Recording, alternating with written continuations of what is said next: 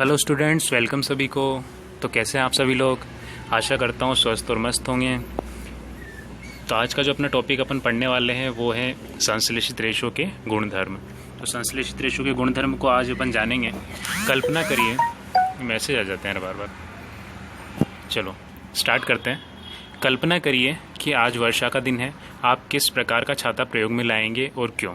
संश्लेषित रेशे अद्वितीय गुणधर्मों वाले होते हैं जो इन्हें परिधान सामग्री हेतु लोकप्रिय बनाते हैं। ठीक है, तो मान लो आपको छाते की ज़रूरत है, क्योंकि सपोज़ कीजिए वर्षा का टाइम है, वैसे गर्मी बहुत पड़ रही है, लेकिन मान लीजिए कि आज क्या है, वर्षा का मौसम है, तो आपको छाता चाहिए। तो आप कौन सा छाता उपयोग में लाना चाहेंगे? कृत्रिम रेशो वाला छाता लाना चाहेंगे या प्राकृतिक रेशो वाला उपयोग में लाना चाहेंगे? ठीक है, तो इसको समझने की कोशिश कीजिए। लोकप्रिय बताने संश्लेषित रेशे अद्वितीय गुणधर्म वाले होते हैं जो इन्हें परिधान सामग्री हेतु लोकप्रिय बनाते हैं। ये शीघ्र ही सूख जाते हैं, अधिक चलाऊ, कम महंगे, आसानी से उपलब्ध और रख रखाव में सुविधाजनक होते हैं। निम्नलिखित क्रियाकलाप संपादित कीजिए और स्वयं सीखिए। तो ठीक है, जो कपड़े होते हैं, जो संश्लेषित रेशे होते हैं, इनके परिधान सामग्री के लिए लोकप्रिय ज़्यादा होते हैं, क्योंकि ये क्या होते हैं, शीघ्र ही सूख जाते हैं। ठीक है, सूखने में आसानी से ये जल्दी ही सूख जाते हैं। अधिक चलाऊ होते हैं, ज़्यादा समय तक चलते हैं। जो प्राकृतिक रेशे होते हैं वो इतने, उससे के जो कपड़े होते हैं, वस्त्र होते हैं, वो इतने नहीं चलते हैं। जबकि जो कृत्रिम रेशे होते हैं, संश्लेषित रेशे होते हैं, इनके बने हुए जो वस्त्र होते हैं वो लंबे समय तक चलते हैं। कम महंगे होते हैं। संश्लेषित रेशों से बने हुए जो वस्त्र होते हैं ये कम महंगे होते हैं, आसानी से उपलब्ध हो जाते हैं और रख रखाव में सुविधाजनक होते हैं। ठीक है, आसानी से उपलब्ध हो जाते हैं और रख रखाव में सुविधाजनक होते हैं। ज़्यादा इनकी केयर अपन को नहीं करनी पड़ती है। निम्नलिखित क्रियाकलाप संपादित कीजिए और स्वयं सीखिए। क्रियाकलाप दिया हुआ है। एक आकार के दो कपड़े के टुकड़े लीजिए, प्रत्येक लगभग आधा मीटर वर्ग का हो। इसमें से एक प्राकृतिक रेशे से निर्मित होना चाहिए तथा दूसरा संश्लेषित रेशे से बना होना चाहिए। इन टुकड़ों के चयन हेतु आप माता पिता से भी मदद ले सकते हैं। तो दो आपको यहाँ पर कपड़े लेने हैं। तो दो प्रकार के आपको यहाँ कपड़े लेने हैं। एक कपड़ा तो होना चाहिए संश्लेषित रेशों से बना और एक होना चाहिए प्राकृतिक रेशों से बना। संश्लेषित रेशों से बना आपने बहुत सारे संश्लेषित रेशे पढ़े थे। तो मान लीजिए अपने टेरिकॉट एक संश्लेषित रेशा ले लिया और सूती कपड़ा ले लिया जो कि प्राकृतिक रेशा है। आगे क्या लिखा है देखते हैं। टुकड़ों को पृथक बीकरों या मगों में भिगोइए। अब इनको क्या करना है, गीला करना है। पृथक पृथक मगों में इनको पानी भर करके भिगोना है, जिनमें बराबर मात्रा में जल भरा हो। ठीक है, इनमें क्या होना चाहिए, दोनों मगों में पानी जो है वो बिल्कुल बराबर मात्रा में भरा होना चाहिए। 5 मिनट बाद कपड़े के टुकड़े को पात्रों से निकाल लीजिए और इन्हें कुछ मिनट धूप में फैलाइए। प्रत्येक पात्र में शेष रहे जल के आयतन की परस्पर तुलना कीजिए। ठीक है, तो दोनों पात्रों में अपन ने जल भरा था, दोनों मगों में आधा उनको भरा था, और दो कपड़े जो लिए थे अपन ने, एक था प्राकृतिक एक था संश्लेषित। और प्राकृतिक और संश्लेषित दोनों को अपन ने पानी में भिगोया। तो जैसे आप कपड़े को निकालोगे तो आप पाओगे वहाँ पर कि जो प्राकृतिक वाला डिब्बा था, प्राकृतिक वाला जो मग था जिसमें पानी था, और प्राकृतिक कपड़ा अपन ने जिसमें डाला था सूती कपड़ा, उसने पानी ज़्यादा सोखा है।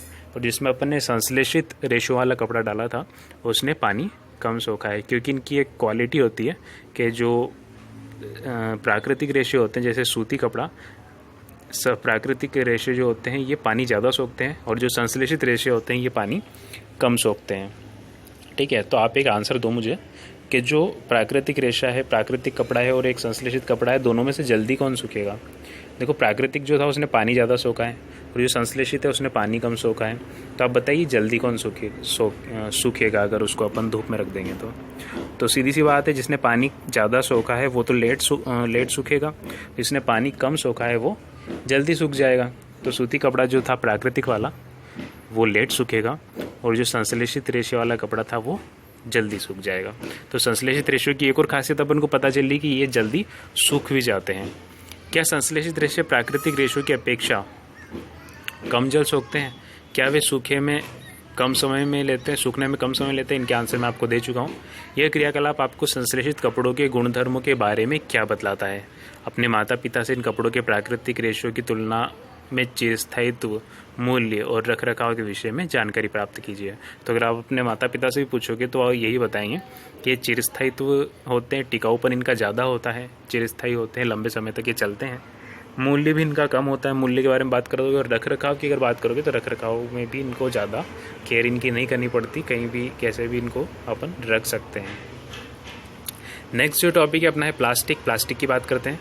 आप घर पर प्रतिदिन काम में आने वाली वस्तुओं, बहुत सी प्लास्टिक की वस्तुओं से परिचित होंगे। तो अपने घरों में क्या होता है, बहुत सी प्लास्टिक की ऐसी वस्तुएं होती है जो अपन डेली यूज़ में लेते हैं। इस प्रकार की वस्तुओं और उनके उपयोगों की एक सूची बनाइए। तो इस प्रकार की जितनी भी वस्तुएं हैं उनकी एक सूची आप बनाइए। संश्लेषित रेशे की तरह प्लास्टिक भी एक बहुलक है। तो संश्लेषित रेशे जिस प्रकार से होते हैं, प्लास्टिक भी एक बहुलक है। बहुलक के बारे में अपन ने कल पढ़ा था। बहुलक जो होते हैं मोतियों की माला के जैसे होते हैं, एक प्रकार की इकाइयाँ मिलकर के उन्हें बनाती है, ठीक है, एक लंबी श्रृंखला बनाती, जिसे क्या कहते हैं, बहुलक कहते हैं। पॉलीमर इनको इंग्लिश में अपन ने नाम दिया था। संश्लेषित रेशे की तरह प्लास्टिक भी एक प्रकार की क्या है, बहुलक है। सभी प्लास्टिकों में इकाइयों की व्यवस्था एक सी प्रकार की होती है। तो जी अपन ने क्या देखा था, बहुलक में बहुत सी इकाइयाँ थी जो मिलकर बहुलक का निर्माण कर रही थी। तो यहाँ भी क्या है, प्लास्टिक के बहुलक है, तो प्लास्टिक के बहुत सारी इकाइयाँ होगी और ये इकाइयाँ जो होती है अलग अलग प्रकार से जुड़ करके प्लास्टिक का निर्माण करती है। कुछ में यह रेखीय होती है और अन्य में यह तिर्यक क्रॉसबद्ध होती है। तो यहाँ पर देखिए, ये जो प्लास्टिक के बहुलक है, कहीं पर आपको रेखीय मिलेंगे, कहीं पर क्रॉसबद्ध मिलेंगे। तो यहाँ पर चित्र में बताया हुआ है कि चित्र नंबर ए देखिए आप। चित्र नंबर ए में आपको जो सारे ही बहुलक है वो सारे ही क्रम से जमे हुए मिल रहे हैं, क्रम से जमे हुए दिख रहे हैं, एक के बाद एक दिख रहे हैं। इसका मतलब ये कौन सी व्यवस्था है, रेखीय व्यवस्था है। और बी वाले चित्र में अगर आप देखोगे तो क्रॉसबद्ध व्यवस्था में जमे हुए हैं। मतलब इस व्यवस्था को जो अपन कहेंगे वो क्रॉसबद्ध व्यवस्था कहेंगे, जो कि चित्र बी में बताई हुई है, ठीक है। चलिए आगे चलते हैं। प्लास्टिक की वस्तुएं सभी संभव आकारों और साइजों में उपलब्ध। जो प्लास्टिक की चीज़ें होती हैं वो सभी प्रकार के आकारों और साइज़ों में उपलब्ध होती है। छोटी बड़ी सब तरह की होती है, डिब्बे वगैरह कुछ भी ले लो आप, प्लास्टिक की चीज़ें सभी आकारों में आपको मिल जाएंगी। जैसा आप चित्र 3.7 में देख सकते हैं। क्या आपको आश्चर्य नहीं होता कि यह कैसे संभव है कि एक प्लास्टिक की वस्तु सभी प्रकार की होती है, सभी प्रकार के आकारों में मिल जाती है, कैसे संभव हो सकता है? तथ्य यह है कि प्लास्टिक आसानी से सांचे में ढाला जा सकता है। तो इसकी अब मेन रीज़न ये है कि प्लास्टिक की क्वालिटी है कि उसको जिस सांचे में गर्म करके आप डाल दोगे वैसा ही वो बन जाएगा, वैसे ही सांचे में वो ढल जाएगा। अर्थात इसे कोई भी आकार दिया जा सकता है। तो किसी प्रकार की चीज़ इससे, वस्तु इससे बनाई जा सकती है। प्लास्टिक का पुनः चक्रण हो सकता है, इसे पुनः प्रयुक्त किया जा सकता है, इससे रंगा और पिघलाया भी जा सकता है, इसे बेलन चद्दरों में बदला जा सकता है अथवा इसकी तारें बनाई जा सकती है। इसलिए इनके इतने विभिन्न प्रकार के उपयोग होते हैं। तो ठीक है, ये सारी क्वालिटीज़ इसमें होती है। प्लास्टिक का पुनः चक्रण भी किया जा सकता है। अगर प्लास्टिक कोई चीज़ है टूट जाती है, उसे पिघला करके वापस से नई चीज़ बनाई जा सकती है। इसे पुनः प्रयुक्त किया जा सकता है। पुनः प्रयुक्त किया जा सकता है मतलब प्लास्टिक चीज़ को नया बनाया वापस से जा सकता है, पिघला करके कोई भी चीज़ बनाई जा सकती है। इसे रंगा और पिघलाया जा सकता है, ठीक है। प्लास्टिक की जो भी वस्तुएं होती हैं इन्हें रंगा भी जा सकता है, पिघलाया भी जा सकता है। तो वही बात आ रही है बार बार, इसे बेलन चद्दरों में बदला जा सकता है। पिघला के आप कुछ भी बनाओ, बेल कर या चद्दरों में भी इसको बदला जा सकता है। जैसे रोटी बेलते हैं अपन, तो बेल करके इसको पतला करके चद्दरों में बनाया जा सकता है। अथवा इसकी तारें बनाई जा सकती है। इसलिए इसके इतने विभिन्न प्रयोग हैं। तार भी इसकी बना सकते हो। अपने घर पे तार देखी होगी, वो तारें जो होती है बिजली की, वो सारी काहे की बनी होती है, प्लास्टिक की बनी होती है। तो देखिए यहाँ पर कुछ चीज़ें दी हुई है, एक चेयर दे रखी है, एक बकेट दे रखा है, ठीक है, एक ग्लास जैसी कोई संरचना दे रखी है। तो ये सारी चीज़ें, खिलौना गाड़ी है, एक बाइक दे रखी है। तो ये सारी चीज़ें प्लास्टिक की बनाई जा सकती है। प्लास्टिक निर्मित वस्तुएँ हैं सारी। नेक्स्ट बॉक्स में एक दिया हुआ है पॉलीथीन, पॉली प्लस एथीन। अगर इसको तोड़ेंगे तो क्या बनेगा, पॉली प्लस एथीन। प्लास्टिक का एक उदाहरण है जो सामान्य उपयोगों में आने वाली पॉलीथीन थैलियों बनाने में काम आता है। तो पॉलीथीन जो होता है इसका उपयोग काहे में किया जाता है, इसका उपयोग किया जाता है पॉलीथीन बनाने में। पॉलीथीन का आप सभी जानते ही हो, सामान्यतः अपन कोई भी बाज़ार से वस्तु खरीद के लाते हैं तो वो क्या करते हैं, अपन को पॉलीथीन में पैक कर करके देते हैं। अब आप स्वयं प्लास्टिक के टुकड़े को मोड़िए। क्या सभी प्लास्टिक वस्तुएं सफलतापूर्वक मोड़ी जा सकती हैं? तो आप अगर प्लास्टिक के टुकड़े को लें, उसको मोड़ें, तो कुछ प्लास्टिक्स ऐसे होंगे जो थोड़ा सा मोड़ते ही टूट जाएंगे और कुछ प्लास्टिक्स ऐसे होंगे जो आसानी से मुड़ जाएंगे। कितना भी मोड़ो वो मुड़ जाएंगे लेकिन टूटेंगे नहीं। तो दो तरह के प्लास्टिक होते हैं, एक मोड़ने पर टूट जाते हैं और एक नहीं टूटते हैं। आप देखें कुछ प्लास्टिक वस्तुएं सरलतापूर्वक मोड़ी जा सकती है, जबकि कुछ मोड़ने पर, बल लगाने पर टूट जाती है। जब हम प्लास्टिक की बोतलों में गर्म जल भरते हैं तो वह विकृत हो जाती है। तो प्लास्टिक की बोतलों में गर्म गर्म जल भरा जाए तो क्या होगी, उनका साइज़ थोड़ा चेंज हो जाएगा और विकृत हो जाएगी पिघलने की वजह से, क्योंकि गर्म चीज़ अपन उसमें डाल रहे हैं। प्लास्टिक जो गर्म करने पर आसानी से विकृत हो जाता है और सफलतापूर्वक मुड़ जाता है, थर्मोप्लास्टिक कहलाता है। तो ठीक है, प्लास्टिक ऐसा प्लास्टिक जो आसानी से गर्म करने पर विकृत हो जाता है तथा सफलतापूर्वक मुड़ जाता है या पिघल जाता है। ठीक है, सीधी सी बात आप ध्यान रखो, गर्म करने पर जो पिघल जाता है उसे थर्मोप्लास्टिक कहा जाता है। ठीक है, तो ये बहुत इंपॉर्टेंट क्वेश्चन है, पूछा जाता है बहुत बार। थर्मोप्लास्टिक और थर्मोसेटिंग प्लास्टिक क्या होता है? तो सबसे पहले थर्मोप्लास्टिक को आप समझ लो। थर्मोप्लास्टिक वो होता है जो कि गर्म करने पर मुड़ जाता है। किसे कहते हैं थर्मोप्लास्टिक? जो गर्म करने पर पिघल जाता है या मुड़ जाता है। ठीक है, और जो गर्म करने पर पिघल जाता है उस प्लास्टिक को क्या कहते हैं? थर्मोप्लास्टिक। वेरी गुड, तो इसको ध्यान रखना।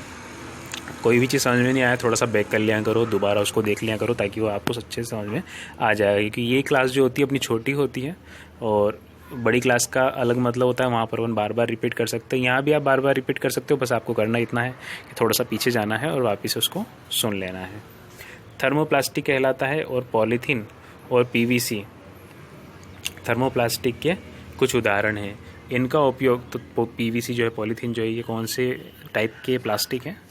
थर्मोप्लास्टिक है। इनका उपयोग खिलौने, कंघियाँ और विभिन्न प्रकार के पात्रों में बड़े पैमाने पर निर्माण में इनका उपयोग किया जाता है। ठीक है, तो विभिन्न प्रकार के पात्रों, कंघियों, खिलौने आदि बनाने में इसका उपयोग किया जाता है। वैसे दूसरी ओर कुछ प्लास्टिक ऐसे होते हैं जिन्हें एक बार सांचे में ढाल दिया जाए तो उन्हें ऊष्मा देकर गर्म नहीं किया जा सकता, पिघलाया नहीं जा सकता।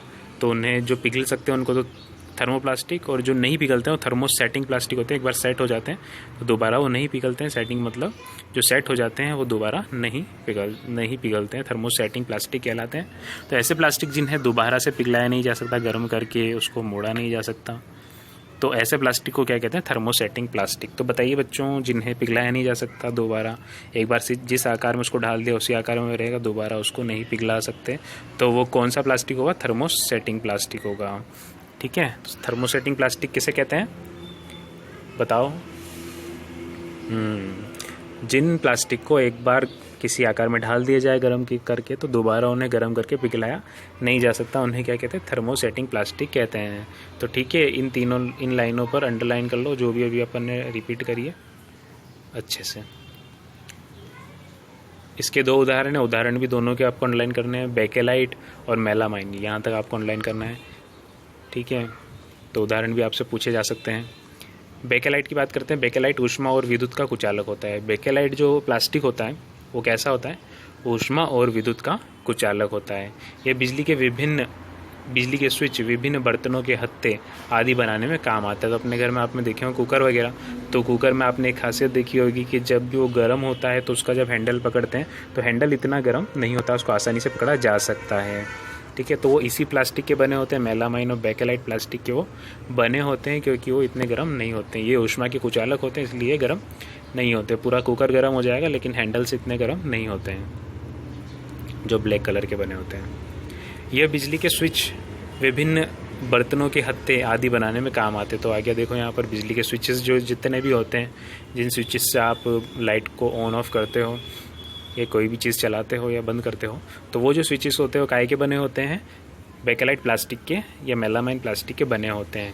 और बर्तनों के हत्थे जो होते हैं वो भी इसी के बने होते हैं, क्योंकि स्विचेस इसलिए बनाए जाते हैं क्योंकि वहाँ पर स्पायरिंग होती है, कभी कभी वहाँ पर आग भी लग सकती है, तो वो पिघले ना गर्म हो करके, इस वजह से वो इस प्लास्टिक से बनाए जाते हैं। बेकेलाइट या मेलामाइन प्लास्टिक से बनाए जाते हैं। मेलामाइन एक बहुत ही उपयोगी पदार्थ है। ठीक है, तो इनके इतने उपयोग हैं, इतनी महत्वपूर्ण जगह पर ये उपयोग होता है, तो मेलामाइन के बहुत उपयोग है। यह आग का प्रतिरोधक है तथा अन्य प्लास्टिक की अपेक्षा ऊष्मा को सहने की अधिक इसमें क्षमता होती है।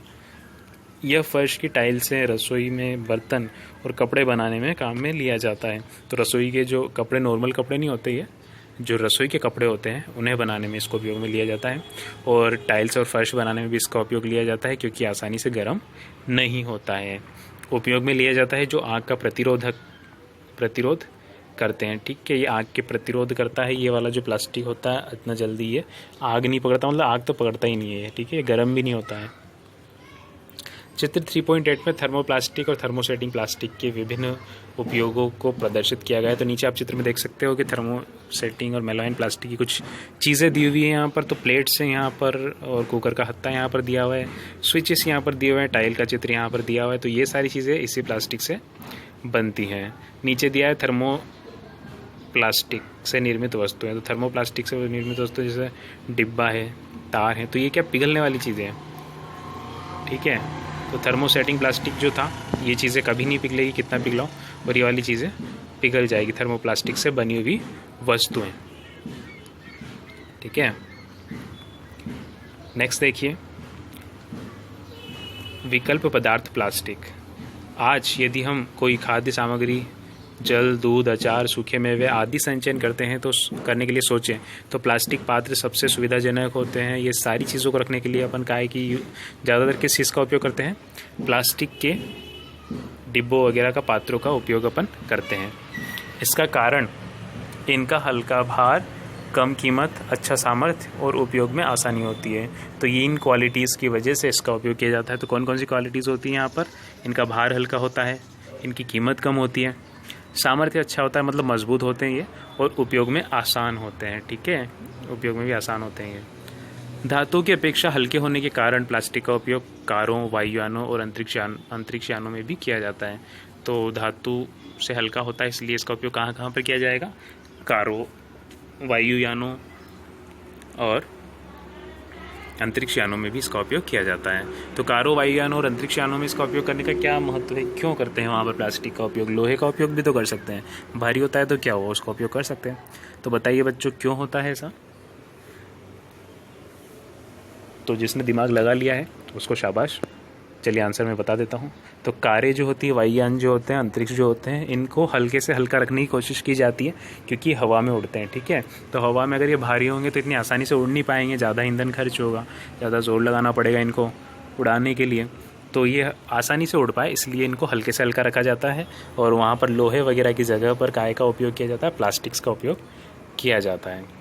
उपयोग की यह सूची असीमित है, मतलब इतना प्लास्टिक का उपयोग है कि अपन अगर सूची बनाने बैठे तो कितने दिन निकल जाएंगे, लेकिन सूची पूरी नहीं हो पाएगी। प्लास्टिक से इतनी सारी प्रकार की चीज़ें बनाई जाती हैं। यदि हम चप्पल, फर्नीचर और सजावट की वस्तुओं आदि से गिनना प्रारंभ करें तो बहुत सारी वस्तुएं ऐसी होती हैं, रात हो जाएगी, दिन हो जाएगा, लेकिन ये ख़त्म नहीं होगी। आइए अब प्लास्टिक्स के अभिलाक्षणिक गुणों की विवेचना करते हैं। तो प्लास्टिक ही अभिक्रियाशील है। तो अब नेक्स्ट क्लास में अपन पढ़ेंगे प्लास्टिक के गुणों के बारे में, अभिलाक्षणिक गुण क्या क्या होते हैं इसके। आज की क्लास में इतना ही, फिर मिलते हैं नेक्स्ट क्लास में। तब तक के लिए धन्यवाद।